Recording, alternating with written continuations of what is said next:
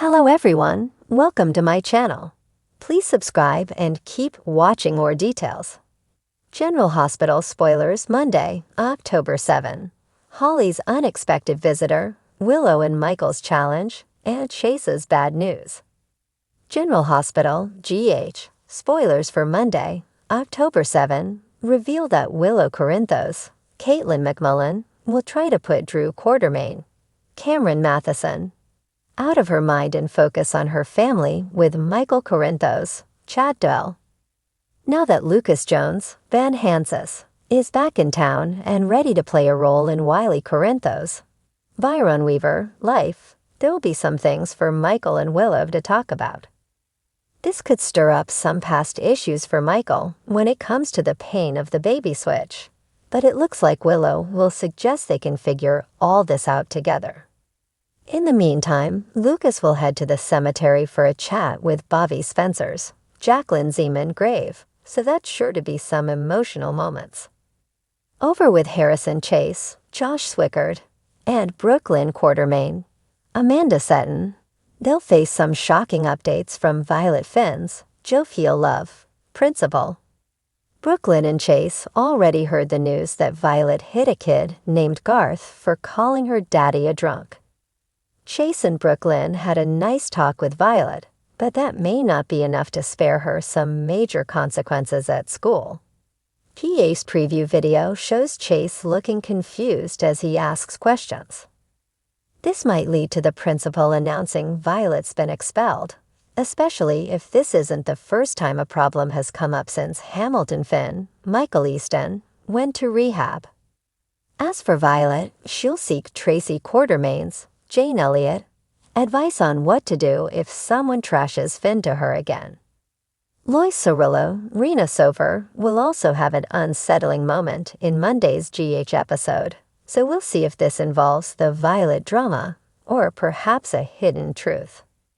The show's been hinting that Brooklyn might be Giovanni Palmieri's Giovanni Mazza biological mother, so Lois may be concerned if something happens to put that buried secret in jeopardy.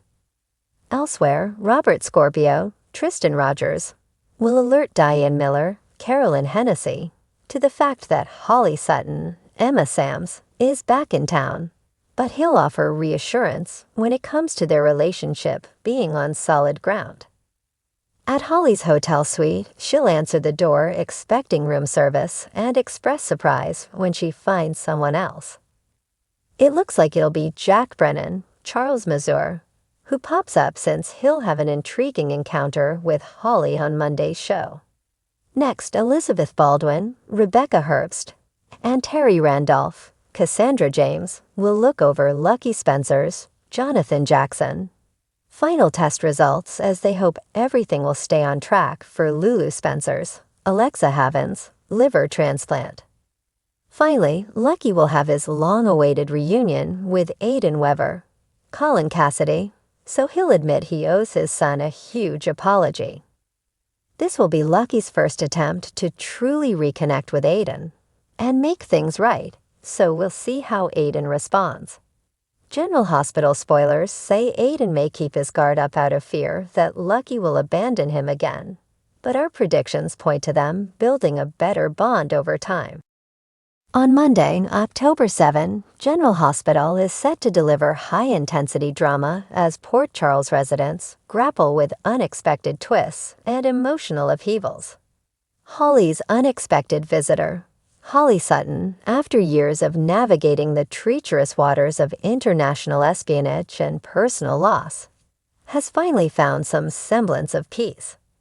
But her past refuses to let her go. That morning, Holly's enjoying a rare quiet moment at the Metro Court, sipping on her tea and looking out over the Port Charles skyline, when she receives a message from a mysterious number. It's urgent. Meet me at Pier 55. Alone. The text feels like a haunting echo from her old life, cryptic, ominous, yet compelling. Holly can't shake the sense of familiarity, and her heart beats faster. She debates whether to tell Robert, but a nagging voice tells her to follow this one alone. As Holly reaches the docks, the chill in the air heightens her anxiety. She approaches the pier cautiously, scanning the area. Suddenly, from the shadows, steps a figure she hasn't seen in years. It's her former flame, Ethan Lovett, or at least it looks like him. A rush of emotions floods her as Ethan steps into the light, revealing himself. Ethan? But how? Holly stammers, struggling to process his sudden appearance.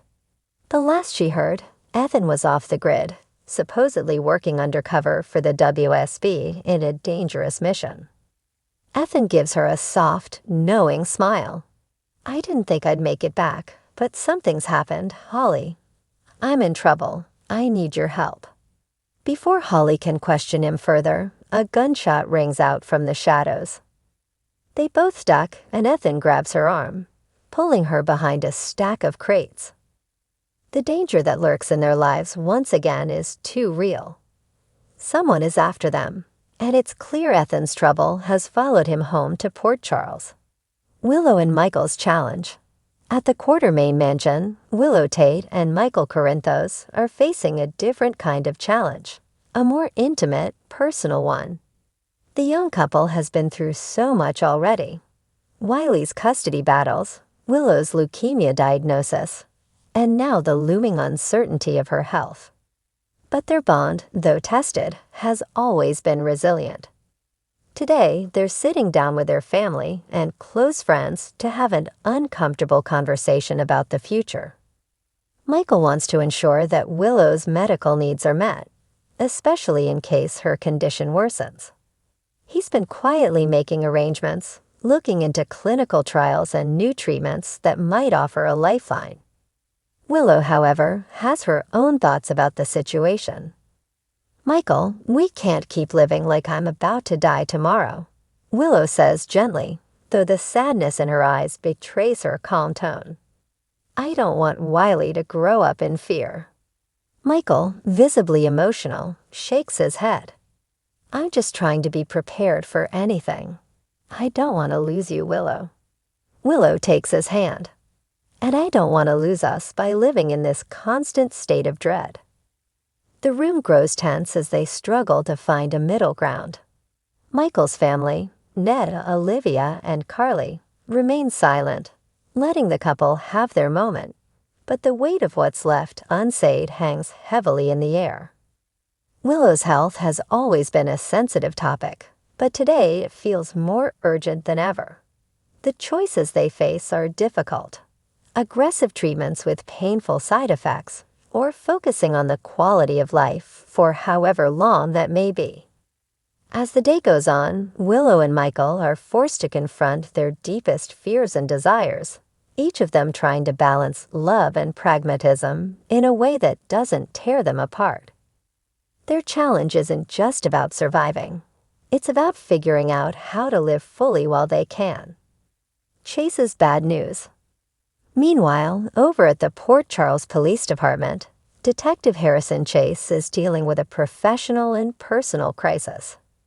Ever since the arrest of Sasha Gilmore for drug possession, Chase has been tirelessly investigating who's behind the new wave of dangerous opioids flooding the streets of Port Charles.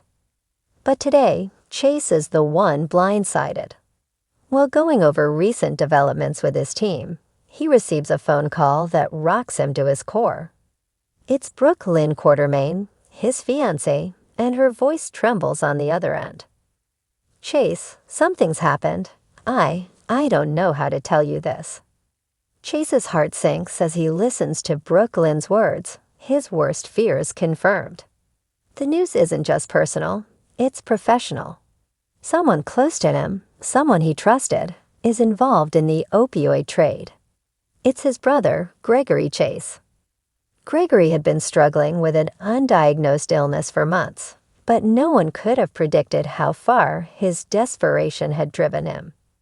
To Chase's horror, it appears Gregory may have gotten involved with shady figures in a bid to secure experimental treatments and pain relief, only to find himself in over his head. Chase slams his fist against his desk, the anger and betrayal boiling over. His brother, his mentor, has been hiding a dangerous secret, and now the consequences are spilling into both their lives. He can't ignore his duty as a detective, but the thought of arresting his own brother feels like a nightmare come to life.